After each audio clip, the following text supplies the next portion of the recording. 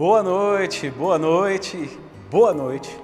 Sejam bem-vindos para mais uma temporada desse encontro de pessoas com pessoas nos lares ou remotamente online, nos nossos grupos de compartilhamento.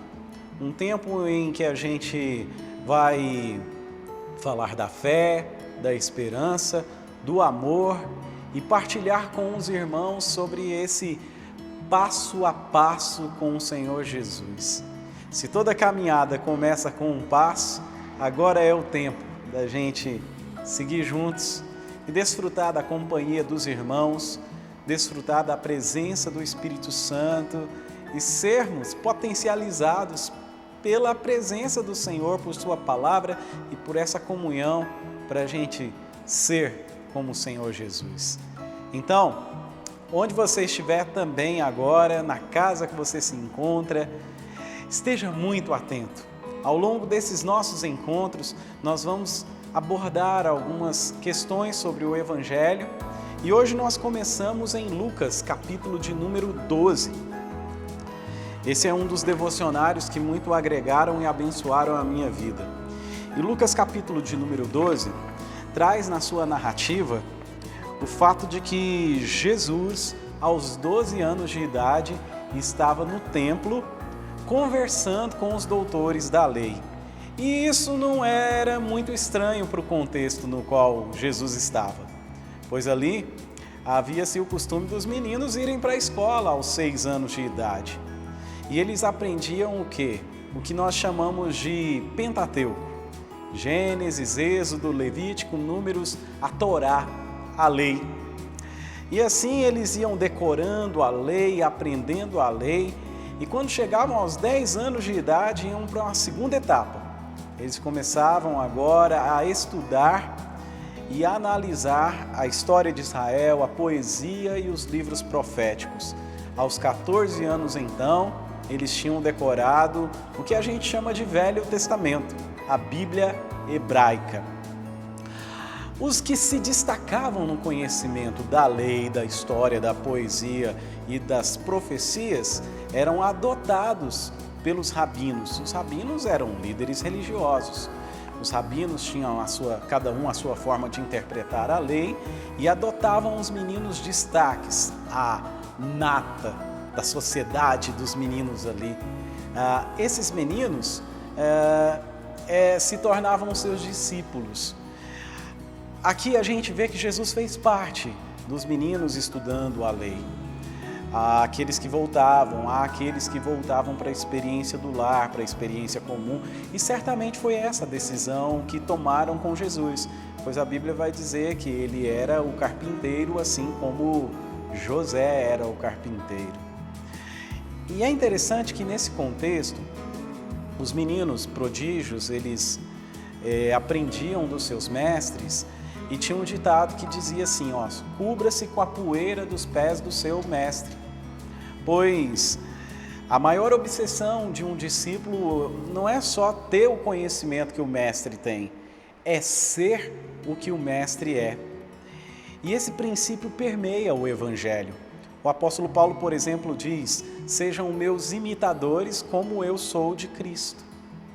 Então, o trabalho de discipulado do Paulo não resulta em pessoas iguais a Paulo, mas resulta em pessoas iguais a Jesus. Essa é a temática do Evangelho. Nós fomos resgatados por Deus através do seu Filho Jesus, salvos e libertos do pecado, para que agora a gente seja como Cristo. O que nós lemos, por exemplo, em Romanos, capítulo de número 8? Nós lemos que todas as coisas cooperam para o bem daqueles que amam a Deus. E o que é o bem de Deus?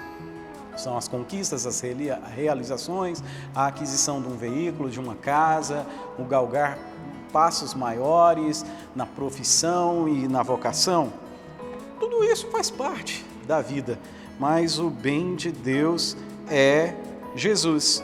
Porque o verso 29 vai dizer que aqueles que de antemão conheceu, também os predestinou para serem conformes à imagem de seu Filho, a fim de que ele seja o primogênito dentre muitos irmãos. Isso se faz muito interessante. Jesus é conhecido em João como o Filho unigênito de Deus. Agora o apóstolo Paulo nos diz que Jesus é o primeiro. Então, Deus nos deu seu Filho para que, através do seu Filho, nós sejamos filhos de Deus também. Sejamos a semelhança do Senhor Jesus. A redenção não é nós sermos como Adão no Éden antes da queda. A redenção é nós sermos como Jesus.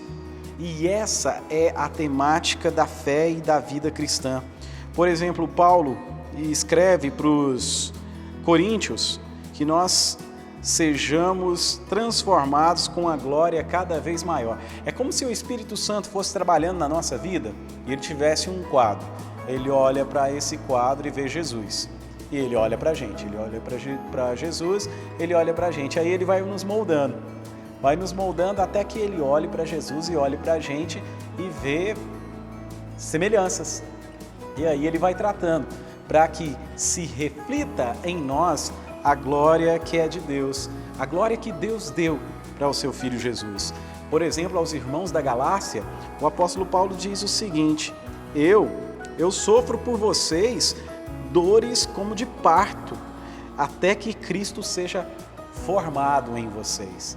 Então, o labor do trabalho pastoral, do aconselhamento, da intercessão e da oração, ele objetiva que esses discípulos de Jesus sejam conformados à imagem de Jesus, sejam semelhantes a Jesus.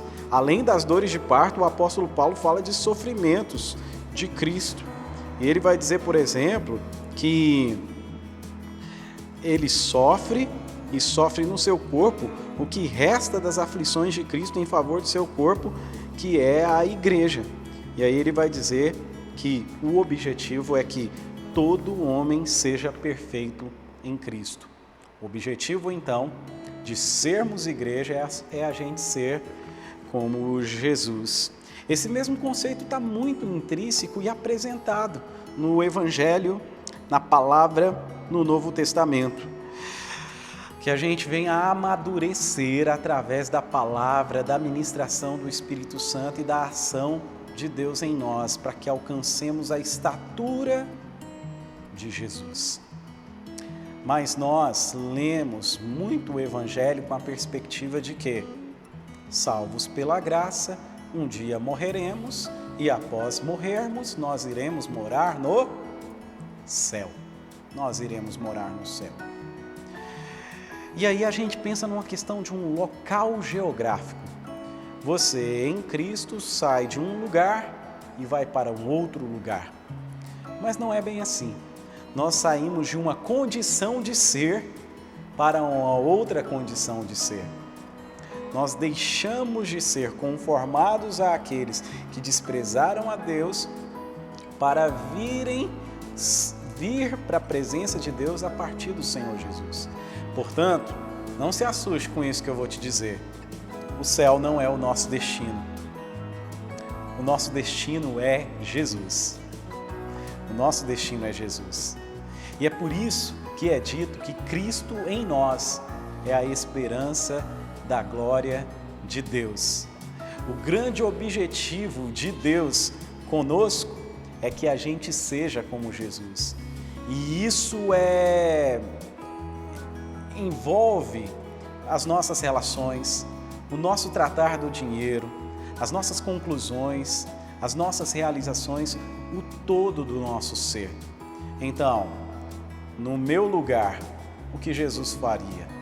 O que a Bíblia Sagrada aponta sobre essa oportunidade, sobre esse momento de labor, sobre esse desgosto, sobre essa situação?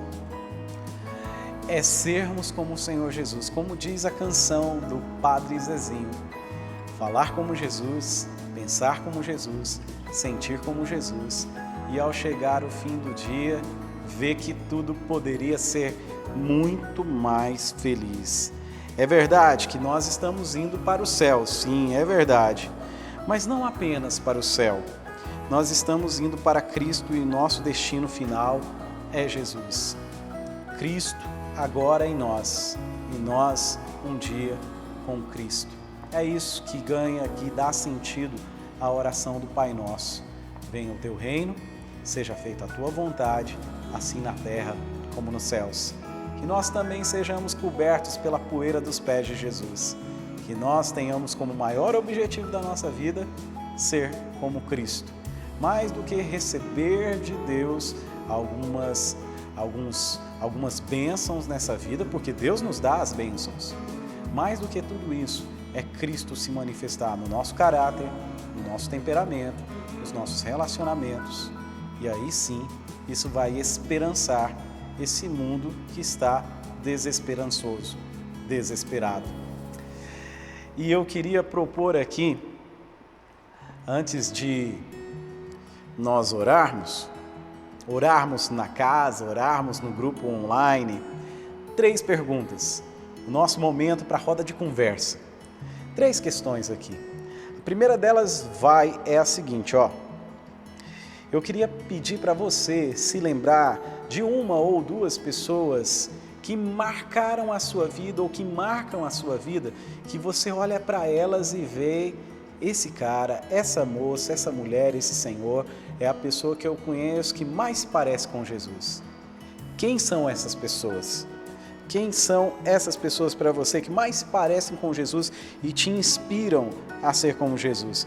Destaque características dessas pessoas, o que as faz parecida com Jesus e conte uma experiência ou uma situação que você recebeu de Jesus na vida dessas pessoas.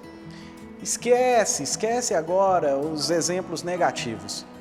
Esquece, a pessoa me marcou de forma ruim, não é disso que a gente vai falar agora. Mas lembre-se de situações ou de uma situação em especial que marcou sua vida através dessa pessoa que você identificou nela Jesus e te inspirou a ser como Cristo. Segunda questão, vai guardando aí. Segunda, das virtudes de Cristo espalhadas na vida dessas pessoas ou dessa pessoa, escolha uma delas para que uma delas você possa ter como desafio para a sua própria vida. Olha só, ela se parece com Jesus ou se parecia com Jesus por causa disso e disso e disso. Mas eu não tenho isso. Então isso para mim é um desafio para eu ser como o Senhor Jesus. E qual a marca do caráter de Cristo que você gostaria de desenvolver? Então agora olhando para Jesus, qual a marca do caráter de Cristo que você gostaria de ser desenvolvido na sua vida ou que você tem dificuldade de vivenciá-la? E aí, a terceira é, escreva aí uma oração que você gostaria de fazer a respeito dessa reflexão e depois compartilhe essa oração com os irmãos. E não precisa fazer justificativa, é simplesmente compartilhar a oração e não fique comentando a oração do irmão também. Não é tempo de resenhar a oração do outro e não é tempo da gente ficar justificando a própria oração. Simplesmente façam uma oração e partilhe com os irmãos. Nós disponibilizamos para vocês um link para que vocês acessem e escrevam aí e depois de compartilhar só aperta o enviar e aí a gente vai agregar na roda de conversa o espaço depois de responderem essas questões, o espaço para partilharem desse passo a passo com o Senhor. E não se esquece não, depois da roda de conversa nós temos a nossa janela 5x14, em que de 2 em 2 pessoas ou 3 em 3 pessoas compartilham seus desafios, as suas dificuldades, os seus sonhos e se comprometem uma com a outra de estarem orando pelas próximas 2 semanas, pelo menos 5 minutos por dia. Chegou a hora de vocês, a hora da roda de conversa e o período de oração. Deus abençoe a cada um forte abraço, um beijo no coração e tchau.